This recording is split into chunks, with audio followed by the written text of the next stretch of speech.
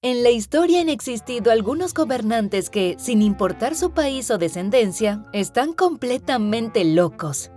Ejemplo de ello puede ser Calígula, que con salvajes y violentos deseos hizo temblar a todo el Imperio Romano, al igual que Nerón o Heliogábalo, solo por nombrar algunos. Sin embargo, el rey Cristian VII de Dinamarca fue uno de los gobernantes más disparatados que ha visto el mundo.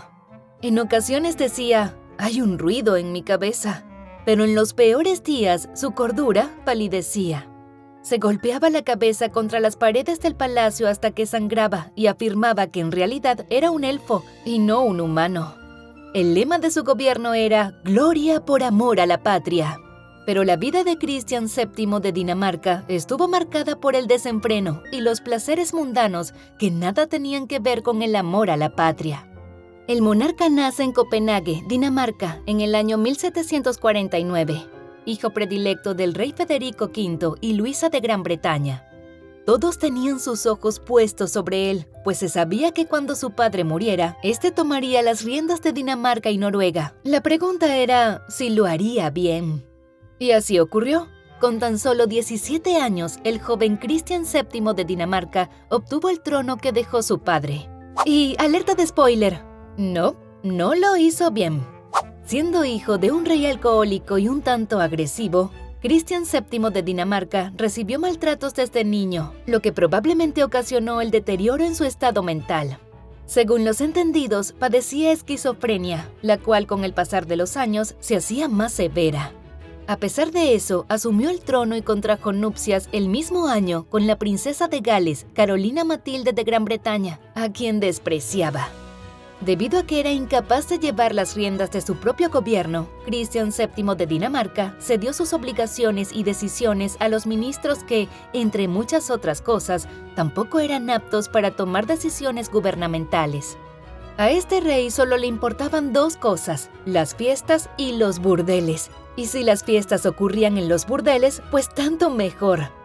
Se dice que cuando se organizaban grandes reuniones y fiestas en el palacio, al estar a la mesa, el rey Cristian arrojaba pedazos de comida en la cara de los ministros y demás invitados importantes. El monarca también gozaba al permanecer mirando con los ojos entrecerrados a quien se le diera la gana, hasta el grado de poner nerviosa a su víctima. Pero todo empezó a ponerse más tenso en el momento en el que el rey comenzó a tener episodios de masturbación crónica. Era tan grande su adicción a la autocomplacencia que sus ministros se preocupaban de que eso fuese a atrofiarlo físicamente de por vida. Afortunadamente, los episodios de masturbación no los llevaba a cabo al frente de importantes funcionarios y burócratas. Es más, para ellos tenía una bienvenida bastante diferente. Cada vez que alguna de estas personalidades hacía una reverencia ante él, Cristian VII optaba por saltarles encima como un salvaje.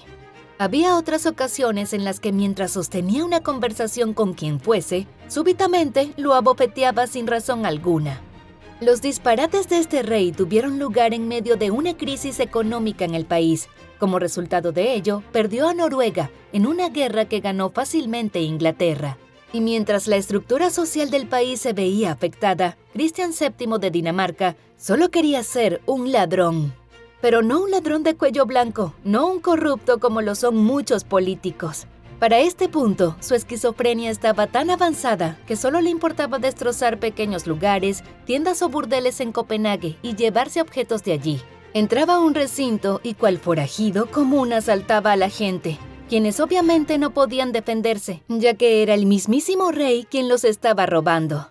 Esto, en consecuencia, lo llevó a tener problemas con la ley. No obstante, estos altercados no fueron más allá de un preaviso, pues al fin y al cabo, los policías estaban tratando con su majestad. De médico a rey. Teniendo en cuenta sus notorios problemas de salud mental, los cercanos al rey le buscaron un médico para que lo atendiera en todo momento y lo ayudara a arreglar su cabeza. Para ello nombraron al joven y prometedor doctor alemán Johann Friedrich Struensee. Struensee vio una gran oportunidad y aceptó gustoso el trabajo, sin saber que estaba firmando su sentencia a una muerte horrorosamente cruel. Siendo tan culto y elegante, Johann Struensee no tardó en establecer una buena relación con círculos aristocráticos daneses. Con el rey entablaba largas conversaciones intelectuales, alcanzando ambos una buena amistad que devino en el nombramiento del alemán como médico personal. El doctor mejoró aún más su posición cuando se ganó también el afecto de la reina gracias a la vacuna que aplicó al príncipe Federico, inmunizándole contra la epidemia de viruela que asoló la capital. De hecho, se convirtió en el pañuelo de lágrimas de Carolina Matilde, cuya vida era bastante desgraciada, y el siguiente paso fue casi inevitable. El médico pasó a ser su amante. Pese a todo, gracias a sus consejos, también consiguió que el real matrimonio, que estaba por el suelo, se arreglara, por lo que en 1770 el rey Cristian le concedió el ascenso definitivo. Primero le nombró consejero real y después consejero privado. Y para poder continuar de farra constante, el soberano dejó las riendas del país en manos del médico alemán, que se hizo cargo de ellas con entusiasmo y decisión, inaugurando lo que en la historia de Dinamarca se conoce como Período Struense.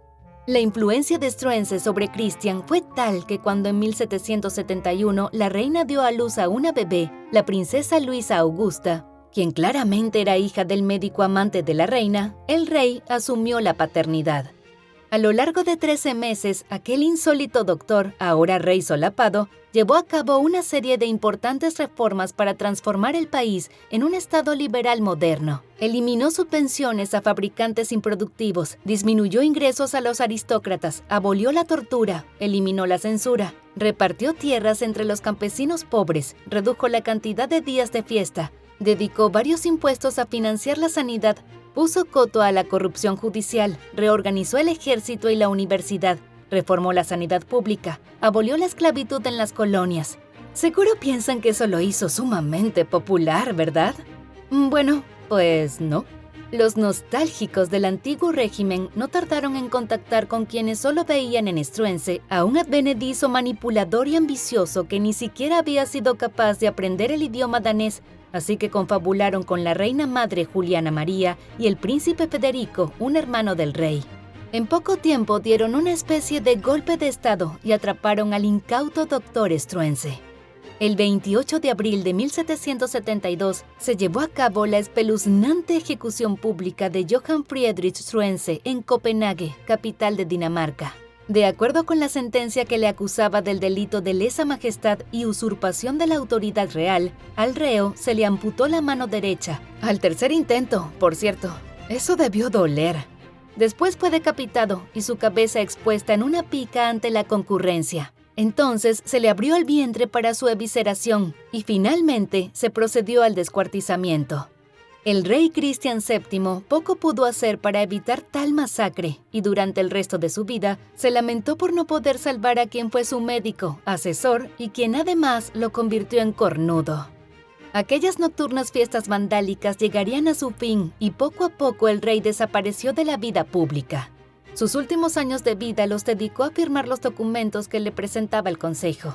Murió de un derrame cerebral el 13 de marzo de 1808, a los 59 años. Sin embargo, vivió a su manera, importándole poco el qué dirán y para bien o para mal, siempre fue fiel a sus deseos, sin tratar de que el mundo lo viera de otra forma. Y esto fue todo por hoy, en esta colorida historia de Historia en Technicolor.